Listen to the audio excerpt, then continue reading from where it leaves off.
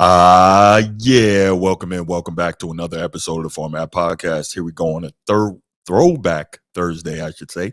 Throwback Thursday, and we are going to talk a little bit about one of the greatest players of all time, a guy who's always right there in that GOAT debate, and that is the one and only Kareem Abdul-Jabbar.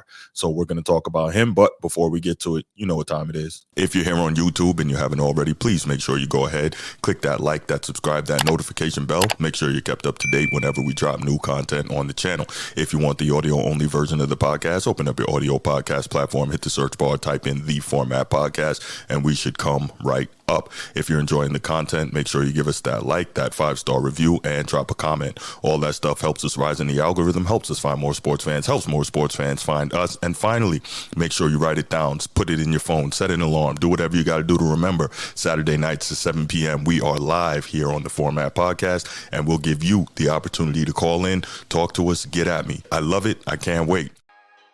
All right, so definitely wanted to take time on this Throwback Thursday, right in the middle, the heat of the NBA playoffs, and discuss one of the greatest winners and one of the greatest players in the history of the National Basketball Association. And as I mentioned, that is the one and only Kareem Abdul-Jabbar. This guy, is there any real way to describe how great he was? Probably not. He might not be appreciated in the modern game because he didn't shoot threes and he was a traditional back to the basket center, but a guy who could also really run the floor and play defense and do all those things. But he is one of the greatest. And I'll tell you, if he played today, he would be utterly and completely dominant, and he wouldn't need to shoot the three to do it. But anyway, Kareem Abdul-Jabbar, this is a guy who, how can I say it? He is, when you talk about him, he has one of the most legendary basketball careers of all time. I believe he led his high school team to, I want to say, 4 straight championships, never lost in high school, and was the original most highly recruited high school player of all time. Then that was eventually broken, Kenny Anderson, and then, of course, LeBron James in terms of high school recruiting. But Kareem Abdul-Jabbar was that first guy. And then out of high school, he went on to UCLA and the great John Wooden, and was basically he was one of the guys who was the key to that dynasty. Now, remember, at that time when Kareem Abdul-Jabbar went to college, first at the time his name was Lou Alcindor. He hadn't yet adopted the religion of Islam, so he hadn't changed his name to Kareem Abdul-Jabbar. So at that time he was Lou Alcindor, and he went out to LA with John Wooden, the late great John Wooden, who he speaks extremely highly of. And I think he wrote a book about his time with John Wooden at UCLA. But anyway, at that time, freshmen were not allowed to play varsity basketball in the NCAA. So UCLA was already the best team in the country, and he was dominating them playing JV. And so following that, he led them to 3 straight national championships, and he won 3 straight most outstanding player of the tournament awards. So he has 3 straight titles, 3 straight most outstanding player, which was crazy to think about. He has the highest scoring average in UCLA history at 26.4 points per game. And again, we got to remember there were no threes back then. And of course, I think dunking wasn't allowed at the time. And I think that was because of him, if I'm not mistaken. They took the dunk away. So, they tried to make it harder on him because he was that dominant. Kareem was just that great. And then he goes into the NBA. Now, out of college, the Harlem Globetrotters offered him $1 million to go play for them, but he didn't accept it. And I think the Harlem Globetrotters were thinking, well, we got Wilt out of college. We'll get Kareem for a couple of years, and then he'll go on and do whatever he wants to do in his life, whether it's playing the ABA or the NBA. So they offer him $1 million. He doesn't take it. But now remember, at that time, the ABA was a thing too. So the ABA, New York Nets had the number 1 pick in the ABA draft, and then the Milwaukee Bucks had the number 1 pick in the NBA draft. And so Kareem at the time, again, Lou Alcindor tells him, hey, I'm only going to take 1 bid from each team.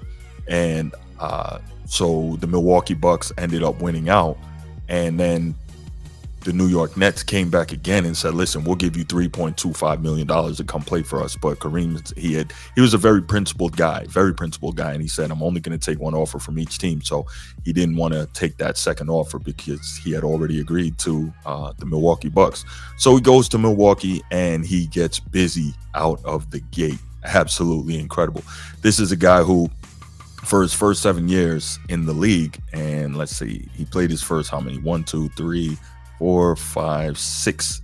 His first 6 seasons, in Milwaukee. And for that time, he averaged 30 and 16 rebounds. 30 points, 16 rebounds out of the gate. I mean, he was that dominant. And so you saw Kareem.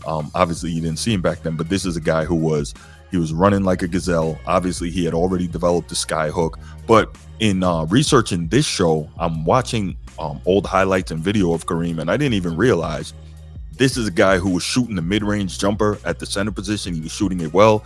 He had that bank shot that Tim Duncan later made famous.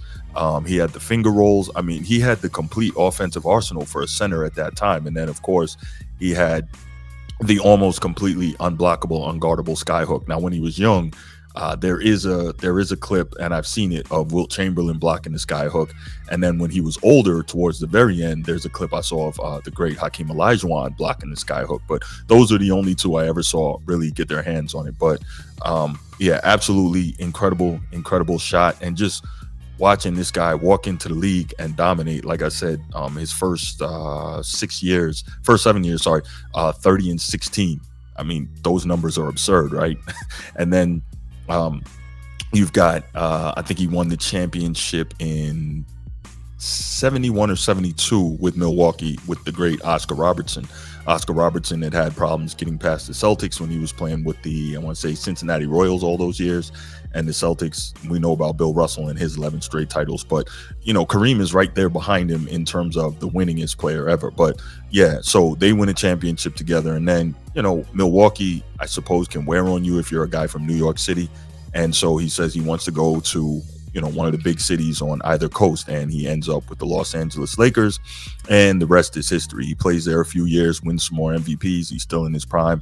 And then along comes Magic Johnson, Showtime, and it's off to the races. 5 more championships.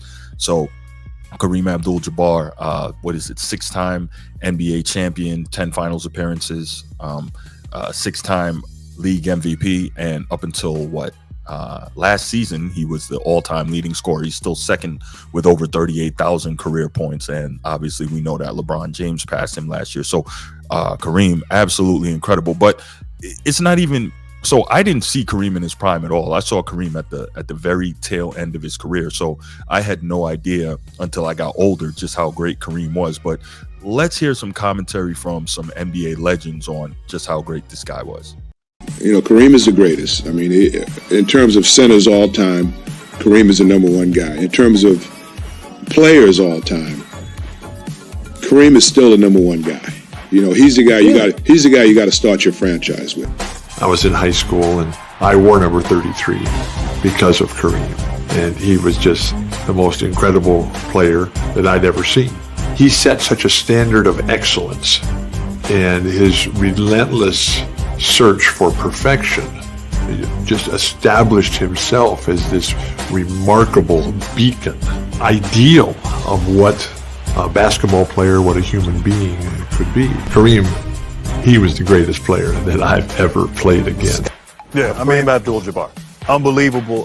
First of all, I'm surprised that nobody's ever done it. Tries to do that shot. Lots of other kinds of hooks, but no one's ever gotten the sky hook. No one's got. But the thing about Kareem, when you look back at some of those games and those iconic moments where he hits those shots, I mean, he's hitting deep ones. I mean, he's hitting from 15 feet that sky hook, and you know it's coming. You know what he's going to do. You know, he's going to give you a little shoulder or whatever, but he's going to that sky hook. And I don't know if there's ever a play or a shot in the history of the game that scored, one, as many points, and two, was just, you couldn't guard. You couldn't guard it. And, I'm just surprised that more big guys don't try to work on that shot. I know it takes a lot of finesse, a lot of touch, but, I mean, it's one of those things that I'm even thinking, why did I work on that? I mean, that shot right there was unbelievable to defend.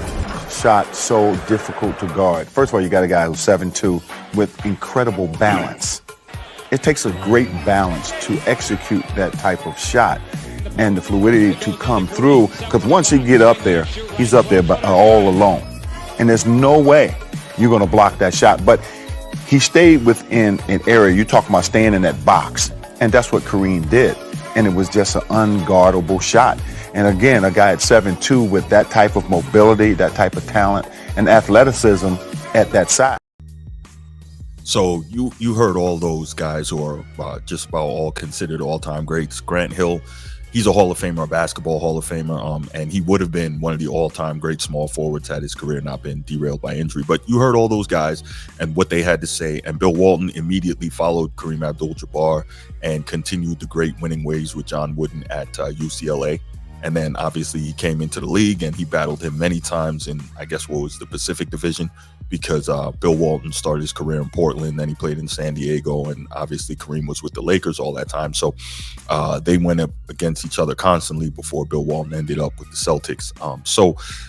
You hear the respect that these guys have for Kareem. Obviously, Dr. J being a New York guy, growing up, seeing Kareem, etc., and then, of course, playing against him in the league. So you know that you hear the respect that they had for him, and because it was there, right? Because he was just that great. And Magic Johnson often talks about how great Kareem was, and even though he was the master of Showtime, as Kareem aged and started to slow down, well, Magic knew sometimes, let's pull that thing back. Hey, Cap, where you want it? Left hand, right hand, which block you want it on? Go set up. I'll make sure you get this ball. And so Kareem just, he mastered that sky hook to such an incredible degree. And I think that a lot of times he doesn't get the respect that he's due, in terms of all-time greatness. Yeah, most people talk about him in the GOAT debate, but they don't talk about him the way they should in terms of all-time greatness. And I think there's a couple of factors to that. I think one is he wasn't well regarded within the media. He was kind of known as being surly and not really good with the media, but he chalks that up to being extremely shy. So if he says that, I got to go with what he says, right? He chalks that up to being very extremely shy and not really being the outgoing type like a Magic Johnson or what have you, really talking to people that much. And then, of course, there was when he changed his name from Lou Alcindor and adopted the Arabic name Kareem Abdul-Jabbar and adopted the faith of Islam, which at the time many people didn't know much about. And realistically, there's a lot of people who don't know a lot about it today, but many people didn't know a lot about it. And the only thing that many Americans knew about Islam was the Nation of Islam, which was at the time preaching some pretty divisive ideas. And so that also wasn't going to endear you to the general American populace, right? So these things, I think, kind of kept him from really being well received by the American public and the basketball public at large. And so even though people give him more respect now, I think he still doesn't get all the respect that he's due. But man, Kareem Abdul-Jabbar, all-time great. There were some incredible battles when he was young against Wilt Chamberlain, and it would have been crazy to be able to see young prime Kareem against young prime Wilt Chamberlain. Who knows how that would have gone, right? Because even at that time, as good as Kareem was when he was young, when you're playing against a guy who's that great, it makes you raise your level. And even though at the time Wilt was still averaging about 15 points and 18 rebounds, he wasn't that Wilt that we knew from, the early 60s that was averaging 30, 40, 50 points a game and 25 rebounds. So I would have loved to have been able to see that particular matchup. Also, as I mentioned earlier, we saw him towards the tail end of his career, a lot older, a lot slower, not the same player at all, but he was going against a young lion in Hakeem Olajuwon. And I would have loved to have seen maybe like a prime Hakeem Olajuwon, that 1994-1995 version that was just dominating the league, against a young prime Kareem Abdul-Jabbar, maybe somewhere between 1970 and 1974. That would have been absurd in terms of an all-time great center matchup. Like, you love to imagine those type of things. How would it have gone? And so, yeah, it would have just been incredible. So unfortunately, for us as fans, I should say, a lot of times the players that we love don't come along at the same time, so they don't get to match up the way we would have liked. That's like, let's see, Kobe came in 1996, and Michael Jordan was on the backside of his prime. But imagine a prime Kobe, like a 2005 Kobe going up against a 1992 Michael Jordan. That would have been absolutely nuts, right? But a lot of times, like I said, we don't get to see our favorite players in their primes matching up against each other. It would have been great. But regardless, I'm here to give Kareem his due today on Throwback Thursday and just say, like, this guy is widely held as, a top 3 player of all time. I think I have him number 3 on my list. Yeah, I have him number 3. He's generally regarded by most people as the number one center of all time. I have Hakeem Olajuwon. I've talked about that ad nauseum, but I'm not mad at anyone who has Kareem as number one. He's just, he's that guy, man. So I doubt you'll ever see it, but if you do, respect to you, Cap. All time great. Thank you for giving what you gave to the game of basketball, and there's never going to be another one like you. All right, so yeah, that's all I got today. Wanted to come here on this Throwback Thursday and show love to the great Kareem Abdul-Jabbar. Yeah, that's what I got, and we'll be back with you. I might have another show between now and the live show Saturday night, but if not, make sure you check in with us live show Saturday night. And yeah, I'm out. Peace.